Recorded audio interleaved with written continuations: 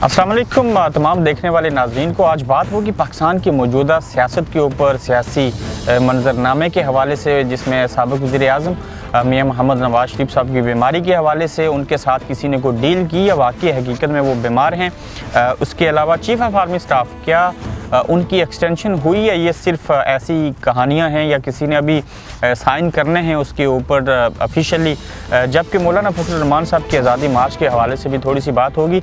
साबिक़ वज़ीर-ए-आज़म मियां मोहम्मद नवाज शरीफ की कभी बीमारी ज़्यादा और कभी कम, कभी जेल में, कभी अस्पताल में और कभी घर में। पहले उनको ताहयात नाहिल किया गया एक केस के अंदर, उसके बाद उनको 10 साल की सज़ा दी गई, फिर उनकी सज़ा कम हो के 7 सालों के ऊपर आ गई। थोड़े अरसे के लिए बैन हुए, मरीम नवाज़ को जेल में दोबारा से डाला गया। अब देखना ये है कि सबसे पहले बात करते हैं जो कि एक झूठी है। मैं आपको अपने सोर्सेज से बता दूं कि कहा गया कि जो वज़ीर-ए-आज़म नवाज शरीफ है उनको वक्फे से स्लो पॉइज़न जहर दिया गया। बिल्कुल किसी सूरत ये बात दुरुस्त नहीं है, कोई उनको जहर नहीं देना चाहता।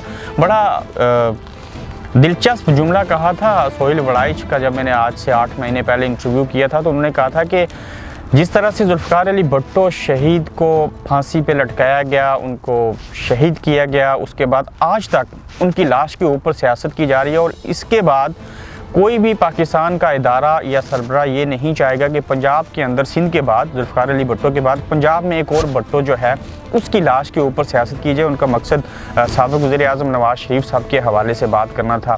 अब साबिक़ वज़ीर-ए-आज़म नवाज शरीफ साहब जो हैं वो शदीद अलील हैं, इसमें कोई दो राय नहीं है। जबकि पाकिस्तान के अंदर से कोई भी डॉक्टर जो है वो उनको हाथ नहीं रखना चाहता। उनकी बीमारी जो है, मैंने खुद मियाँ साहब को कवर किया 4 साल। उनको जब उनकी एंजियोग्राफी हुई तो उनको मैंने पास से देखा, उनका सीना देखा, वाकया ही वो बीमार हैं, उनको दिल की बीमारी है।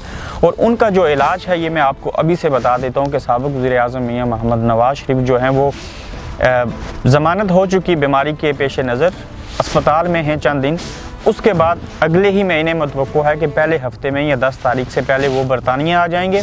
यहाँ पे जो उनके ख़ास मालिज हैं, जो उनका क्लिनिक है यहाँ पे प्राइवेट, वहाँ से वो हार्ले स्ट्रीट क्लिनिक से इलाज करवाते हैं। उनकी सारी मेडिकल हिस्ट्री यहाँ पे मौजूद है।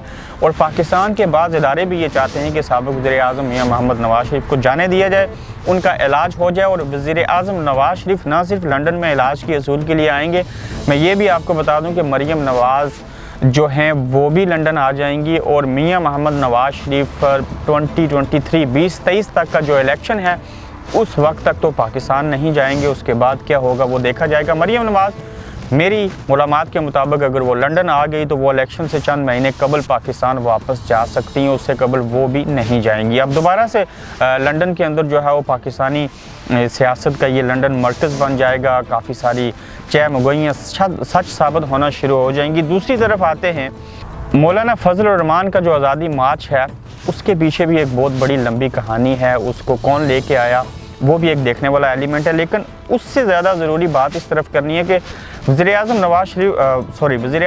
इमरान खान साहब ने ख़ुद स्टेटमेंट भी दी और कहा कि ये जो मौजूदा chief of army staff general Qamar Javed Bajwa हैं वो उनको हम एक्सटेंशन दे रहे हैं। लेकिन अंदर की खबर ये है कि अभी तक उस समरी के ऊपर सदर पाकिस्तान डॉक्टर आरिफ अलवी ने साइन नहीं किए। और ये बताया जा रहा है कि उनकी जो एक्सटेंशन है उसके ऊपर अगर बाज़ाब्ता साइन नहीं हुए, अगले चंद दिनों में मुतवक्को है कि वो सिग्नेचर नहीं होंगे और चीफ़ ऑफ आर्मी स्टाफ को एक्सटेंशन मिले बगैर रिटायर्ड होना पड़ेगा। उसके मुकाबले में किसका पूरा निकलेगा, कौन डिज़र्व करता है वज़ीर-ए-आज़म, किसको चीफ़ ऑफ आर्मी स्टाफ बनाएंगे, ये एक बड़ी खबर है। और ये जितने धरने और बाकी सारे मामलात हो रहे हैं इस वक्त, और वज़ीर-ए-आज़म नवाज शरीफ साहब का मुल्क से बाहर आके इलाज करवाना, उनको जेल से रिलीज़ करना, मरीम नवाज़ का लिखना, बेसिकली ये एक ओहदे की सारी जंग थी जिनके पेश नज़र कोई बीमार हुआ, हकीकत पे मबनी किसी ने मार्च शुरू किया और किसी को जनरल कमर जावेद बाजवा की एक्सटेंशन पसंद नहीं आई। उसके पीछे जो लोग थे वो उस चीज़ में कामयाब हो जाएंगे और नया chief of army staff announce किया जाएगा। जब ये चीज़ हो जाएगी तो उसके बाद खान साहब भी अपनी हुकूमत को आसानी से चलाएंगे। और इस वक्त हुकूमत को न चलने देने वालों की ख्वाहिश जब पूरी होगी तो मुल्क के जो सियासी अफरा तफरी के जो हालात पैदा हुए हैं वो भी ठीक हो जाएंगे। और मुतवक्को है कि इस्लामाबाद मौलाना फजल रहमान साहब की आज़ादी मार्च के पहुँचने तक ये सारे मामलात जो हैं वो यकसू कर लिए जाएंगे। یہ کچھ ایسی تازہ ترین معلومات تھی، میں نے سوچا کہ اس کے اوپر سے تھوڑا سا پردہ اٹھانا چاہیے۔